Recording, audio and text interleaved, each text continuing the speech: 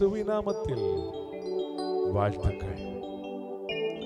ஆண்டவர் உங்களை ஒவ்வொருவரையும் ஆசீர்வதிப்பாராக. அவருடைய பரிசுத்த ஆவியானவரை நமக்கு தருவாராக.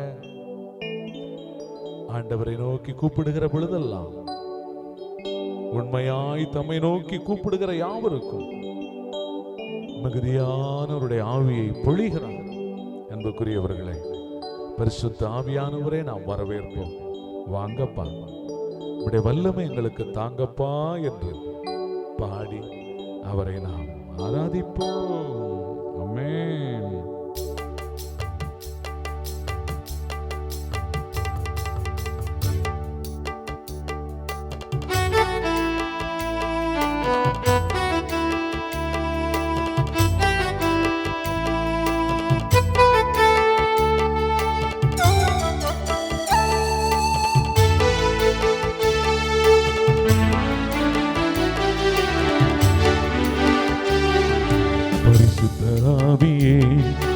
இறங்கி வாருமே, பரிசுத்த ஆவியே இறங்கி வாருமே, உமது வல்லமையை எனக்கு தாருமே, உமது வல்லமையை எனக்கு தாருமே, பரிசுத்த ஆவியே இறங்கி வாருமே, பரிசுத்த ஆவியே இறங்கி வாருமே, உமது வல்லமையை எனக்கு தாருமே, உமது வல்லமையை எனக்கு தாருமே, பரிசுத்த ஆவியே இறங்கி வாருமே, பரிசுத்த ஆவியே இறங்கி வாருமே.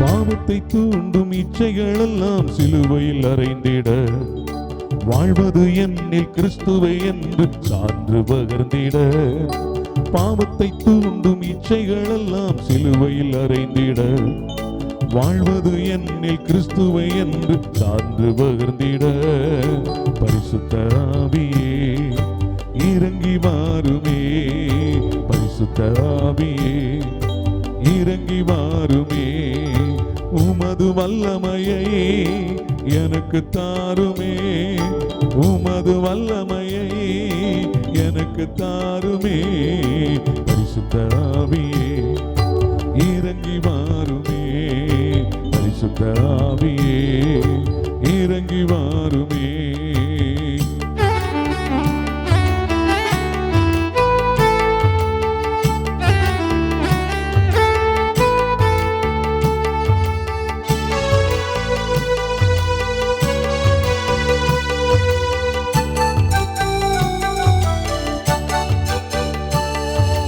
உம்மை பிரிந்து ஒன்றும் செய்ய முடியாத நிலை கண்டே, உறுதி ஊட்டும் உமதருளால் எதையும் செய்திடுவே, உம்மை பிரிந்து ஒன்றும் செய்ய முடியாத நிலை கண்டே, உறுதி ஊட்டும் உமதருளால் எதையும் செய்திடுவேன், பரிசுத்த ஆவியே இறங்கி வாருமே, பரிசுத்த ஆவியே இறங்கி வாருமே, உமது வல்லமையை எனக்கு தாருமே, உமது வல்லமையை எனக்கு தாருமே, பரிசுத்த ஆவியே இறங்கி வாருமே.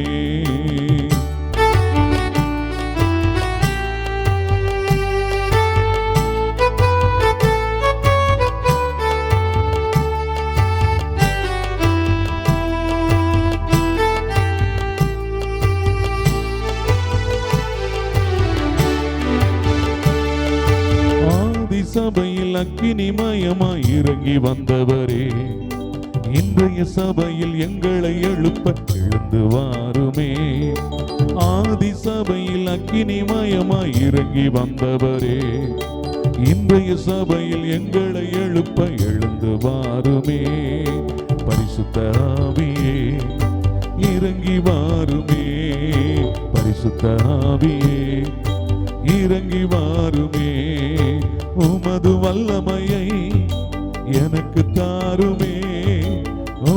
வல்லமையை எனக்கு தாருமே. பரிசுத்த ஆவியே இறங்கி வாருமே. பரிசுத்த ஆவியே இறங்கி வாருமே.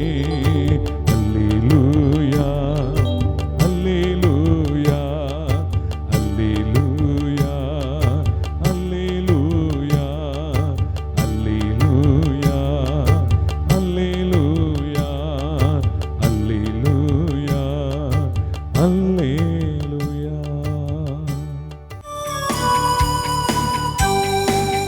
இயேசுவில் அன்பிற்குரிய அருமை சகோதர சகோதரிகளே, இந்த நாளில் உங்களை சந்திப்பதிலே பெருமகிழ்ச்சி கொள்கிறேன்.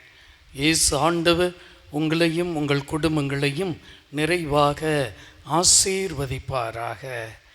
அன்புள்ளே இறை மக்களே, இன்றைய இறை வார்த்தை நமக்கு எதை பற்றி பேசுகிறது என்பதை பற்றி சற்று சிந்திக்க அழைக்கிறேன்.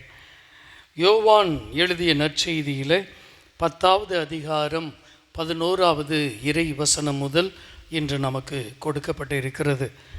அக்காலத்தில் இயேசு கூறியது, நல்ல ஆயன் நானே. நல்ல ஆயர் ஆடுகளுக்காக தமது உயிரை கொடுப்பார். கூலிக்கு மேய்ப்பவர் ஓநாய் வருவதைக் கண்டு ஆடுகளை விட்டுவிட்டு ஓடிப்போவார்.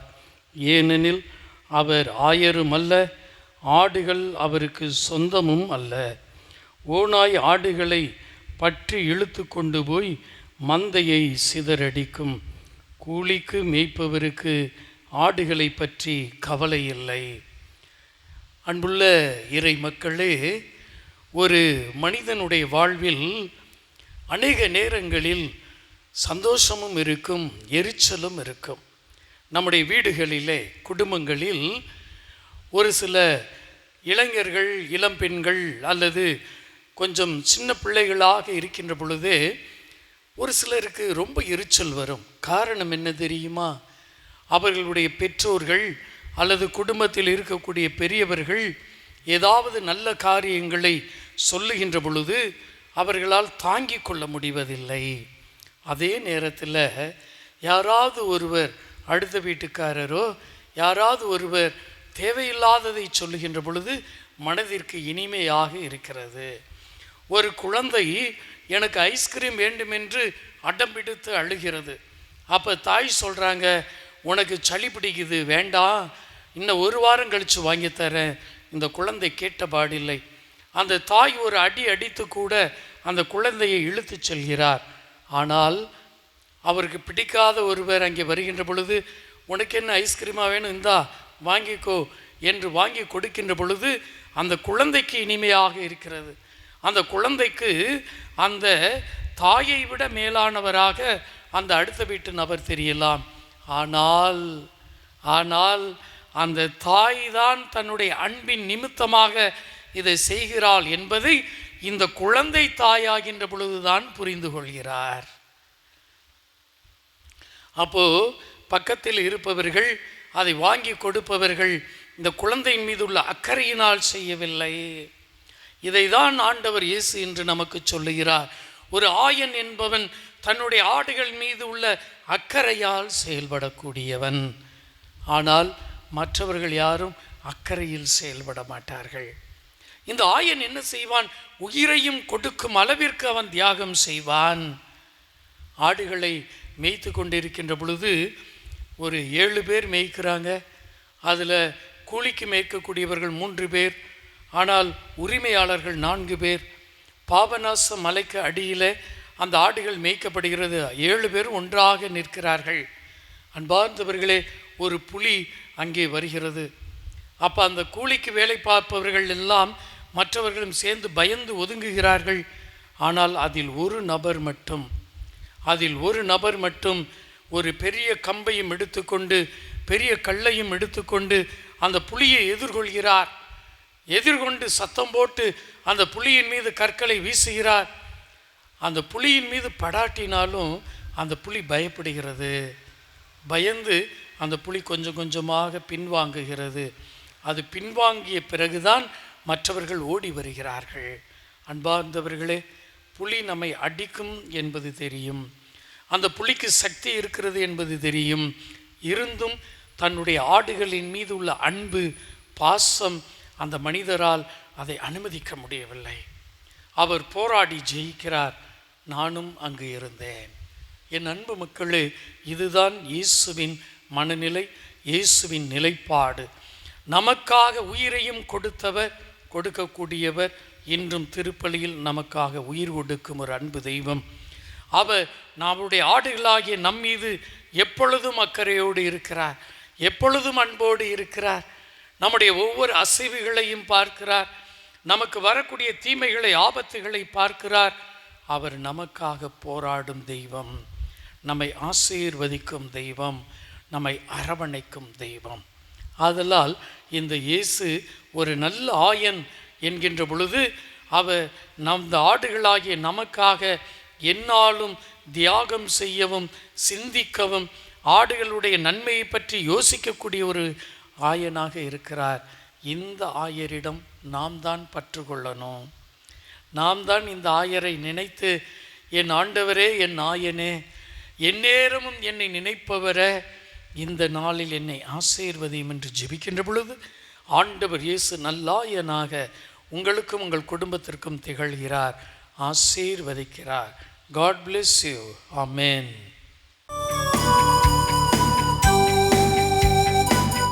Praise the Lord. என் அன்புக்குரியவர்களே, இறைவனுடைய ஆசீர்வாதம், எல்லா நலன்களும் உங்கள் வாழ்வில் பெருகுவதாக. நிச்சயமாய் நீங்கள் ஆசீர்வதிக்கப்பட்டவர்கள். எனக்கு பிரியமானவர்களே, தொடக்க நூல் 12ஆம் அதிகாரம் 2வது வசனம், உன் பெயரை சிறப்புறச் செய்வேன். எவ்வளவு அற்புதமான ஒரு வாக்குறுதியை ஆண்டவர் நமக்கு தருகிறார் பாத்தீங்களா? நம்ம பெயரை அவர் சிறப்புறச் செய்வாராம். உங்களுக்கு என்ன பெயர் இருக்கு அப்படின்னு உங்களுக்கு நல்லா தெரியும்.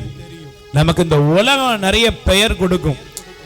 ஏழை, பரதேசி, முட்டாப்பையன், விளங்காதவன், இவெல்லாம் தரித்திரம் பிடிச்சவன் அப்படின்னு உலகம் நமக்கு சில பெயரை கொடுத்துருக்கு.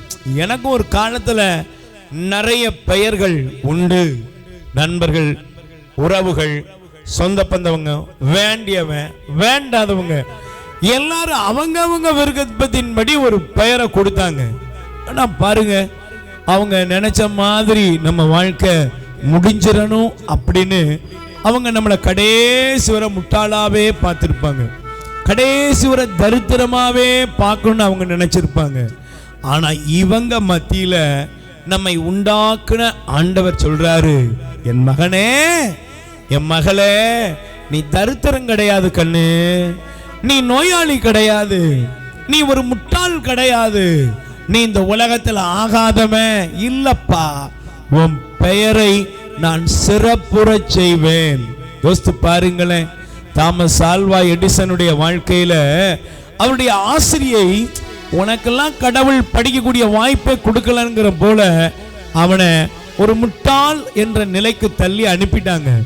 ஆனா இன்னைக்கு உலகம் அந்த மனிதனை எல்லா இடத்திலையும் பேசுகிறது. காரணம் என்ன தெரியுமா? உலகம் எந்த இடத்தில் உங்கள் பெயரை எந்த இடத்திலெல்லாம் வேதனைக்குரிய பெயராய் மாற்றியதோ அதே பெயரை ஆசீர்வாதமான பெயரா மாற்ற இயேசு உங்க கூட இருக்கிறார். நல்லா சொல்லுங்க, என் பெயரை மாற்றுகிற, என் பெயரை சிறப்புறச் செய்கிற, என் பெயரை எல்லா மனிதர்களுக்கு முன்பாக மேன்மையா வைக்கிற ஆண்டவர் என்னோடு கூட இருக்கிறார். நிச்சயமா பாருங்களேன், சக்கேயோங்கிற ஒரு மனுஷனுடைய பெயர் சொல்லும் போதே அவன் பாவி அப்படின்னு தான் எல்லாரும் சொன்னாங்க. ஆனா அந்த மனுஷன் வீட்டுக்கு இயேசு போனார். இன்னைக்கு எல்லா இடத்துலையும் பாருங்க, சக்கேயோ அப்படின்னு சொல்லி கூப்பிடும் போது அந்த மனுஷனுடைய வீட்டுக்குள்ள இயேசு இருந்தார், வீட்டுக்கு ரட்சிப்பு உண்டாயிற்று என்ற ஒரு மாபெரும் உண்மையை வருடங்கள் வருடங்கள் நாட்கள் நாட்கள் சொல்லிக்கொண்டே இருக்கிறோம். காரணம் என்ன தெரியுமா? பாவியையும் பலவீனனையும் கூட இயேசு ஏற்றுக்கொள்கிறார். அவருடைய அன்பு உங்கள் பெயரை சிறப்புறச் செய்யும். உங்கள் சோகங்கள் மாறட்டும், துக்கங்கள் மாறட்டும், ஆண்டவர் நிச்சயம் உங்களை ஆசீர்வதிப்பார். அப்பா, என் பெயரை சிறப்புற செய்கிறவரே எங்கள் மீது இரக்கம் வையும் என்று சொல்லி மன்றாடி கொண்டிருக்கிற இந்த பிள்ளைகள் வாழ்க்கையில அற்புதம் வெளிப்படுவதாக. ஆண்டவரே, நீர் இவர்களை ஆசீர்வதியும், நீர் இவர்களை ஆசீர்வதியும். தயவாய் உம்முடைய வல்லமை இவர்கள் மீது இறங்கி வருவதாக. உன் பெயரை நான் சிறப்புற செய்வேன் என்று சொன்னவர் உமது பெயர் இவர்களுக்கு ஆசீர்வாதமா இயேசு என்கிற நாமத்தினால் வெளிப்பட்டு இவர்கள் துக்கம், அவமானம், நிந்தைகளின் பெயர்கள் மாறுவதாக, அற்புதம் நடப்பதாக என்று ஆறுதலும் ஆசியும் பெருகி வருவதாக. ஆசீர்வதியும் இயேசுவின் நாமத்தில் பிதாவே, ஆமென். என் அன்பு சகோதர சகோதரிகளே, தொடக்க நூல் 12:2 உன் பெயரை சிறப்புற செய்வேன் என்றவர் உங்கள் பெயரை ஆசிமொழியாய் மாற்றுவார். God bless you. மரியே வாழ்க.